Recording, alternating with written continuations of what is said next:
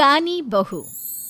किशोरी लाल जी के बेटे राघव की शादी की बात जगह जगह चल रही थी, लेकिन किशोरी लाल जी को कोई लड़की पसंद ही नहीं आती थी।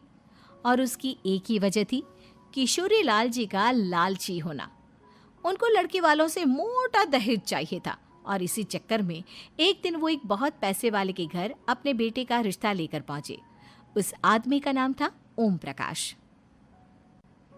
देखिए किशोरी लाल जी, मेरी एक ही बेटी है और मेरी सारी संपत्ति जायदाद सब कुछ मेरी बेटी नैना का ही है। पापा, नाम से लगता है बहुत खूबसूरत होगी। कितना अच्छा नाम है ना, नैना। ओ वैसे बात तो सही है आपकी। अब इतना पैसा है, जमीन जायदाद है, इकलौती बेटी, आप भी क्या करेंगे?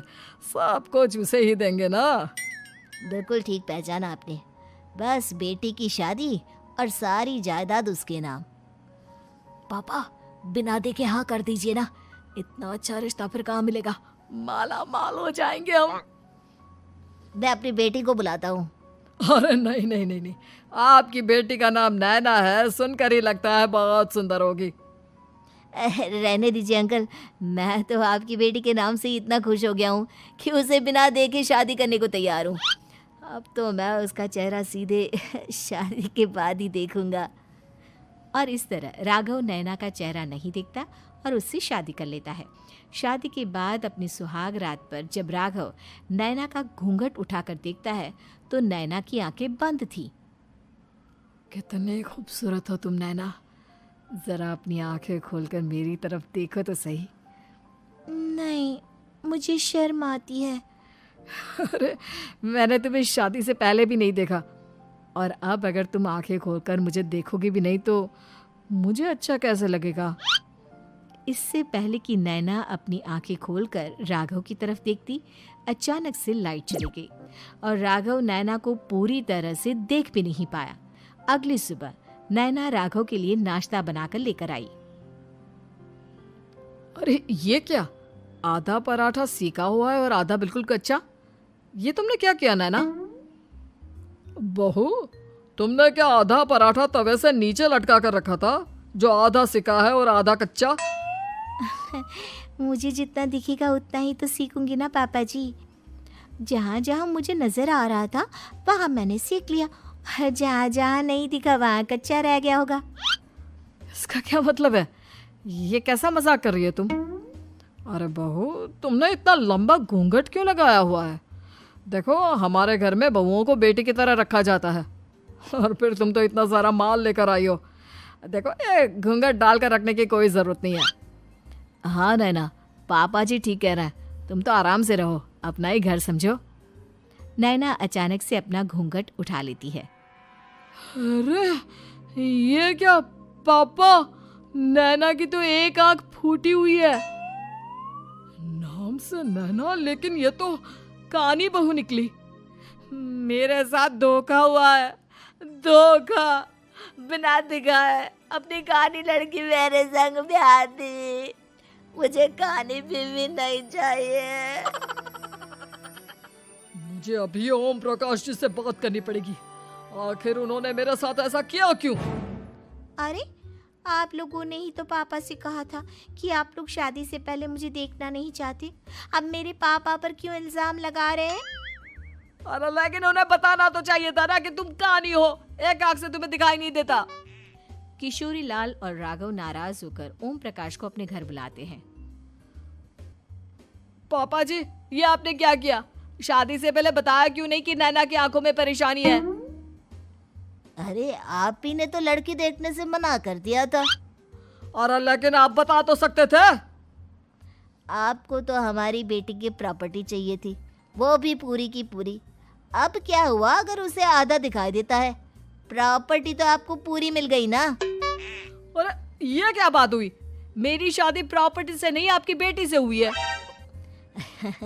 अब ये तो पहले सोचना चाहिए था, तब तो मेरी प्रॉपर्टी देखकर तुम्हारी जुबान लप लपा रही थी। लेकिन मैं कानी लड़की को अपनी बीवी बनाकर नहीं रख सकता। पापा कुछ करिए ना आप। हाँ करता हूँ। देखिए ओम प्रकाश जी, आप हमारे साथ ऐसा नहीं कर सकते। और तुम देखो, अगर तुमने मेरी बेटी से शादी तोड़ी ना, तो जो भी प्रॉपर्टी मैंने तुम्हें दी है वो तो पूरी की पूरी वापस ले ही लूँगा, और आधी प्रॉपर्टी तुम्हारी भी लूँगा। अरे मेरी आधी प्रॉपर्टी भला क्यों लेंगे आप? इसलिए क्योंकि मेरी बेटी को आधा नजर आता है और उसकी नज़र अभी तक तुम्हारी आधी जायदाद पर ही पड़ी है। अब तुम उसे घर से निकालोगे तो कुछ तो लेकर जाएगी ना। और अगर हम आपकी बेटी को अपने घर की बहू बना कर रखे तो? तो तुम्हारी पूरी प्रॉपर्टी तुम्हारी ही रहेगी, और जो मैंने तुम्हें दिया है ना, उसमें से बस मैं आधा लेकर जाऊंगा। अरे लेकिन अब आप अपनी दी हुई प्रॉपर्टी में से आधी वापस क्यों लेकर जाएंगे? अगर मैं आपकी बेटी को अपनी पत्नी बनाकर रखने को तैयार हूं तो? इसलिए ताकि भविष्य में अगर तुम मेरी बेटी को धोखा दो तो उसके पास कुछ तो रहे जो पति का हो। वैसे मेरे पास तो बहुत कुछ है, लेकिन अपने पति की कोई निशानी तो उसके पास होनी चाहिए ना। अब अगर तुमने मेरी बेटी को कानी कहा तो तुम्हें प्रॉपर्टी भी कानी ही मिलेगी, पूरी नहीं। जमाए राजा। किशोरी लाल और राघव समझ चुके थे कि वो बुरी तरह फंस चुके हैं और अब उनके पास वहां से निकलने का कोई चारा नहीं है। अब समझ में आया ना, लालच बुरी बला होती है। एक तो तुम्हें प्रॉपर्टी मिली, ऊपर से बीवी मिली, उसमें तुम्हें नखरे भी दिखाने हैं। आए बड़े, चुपचाप बैठो दोनों। कुछ दिनों के बाद नैना राघव की कार लेकर बाजार घूमने निकलती है और जब कार लेकर वापस आती है, ये क्या? एक तरफ से मेरी गाड़ी पूरी खराब हो चुकी है। लगता है तुमने मेरी गाड़ी को किसी दूसरी गाड़ी के साथ एक्सीडेंट किया है। अरे अरे कितना बड़ा नुकसान कर दिया तुमने बहू। वो क्या है ना पापा जी, मुझे एक आंख से दिखाई नहीं दे रहा था, सामने से गाड़ी आ रही थी।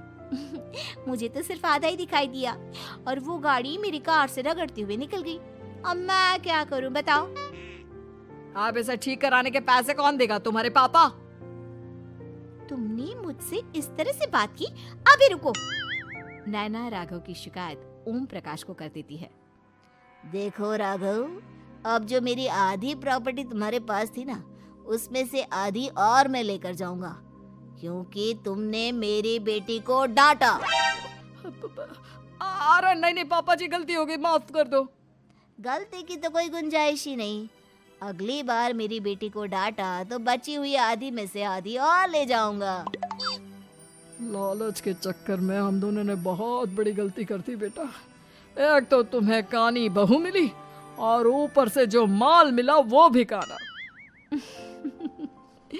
इस तरह राघव की हर एक गलती पर ओम प्रकाश उसकी प्रॉपर्टी का आधा आधा हिस्सा लेकर अपना सारा माल वापस ले गया और राघव को कानी बीवी से काम चलाना पड़ा। भाई लालच वाकई में बुरी बला है।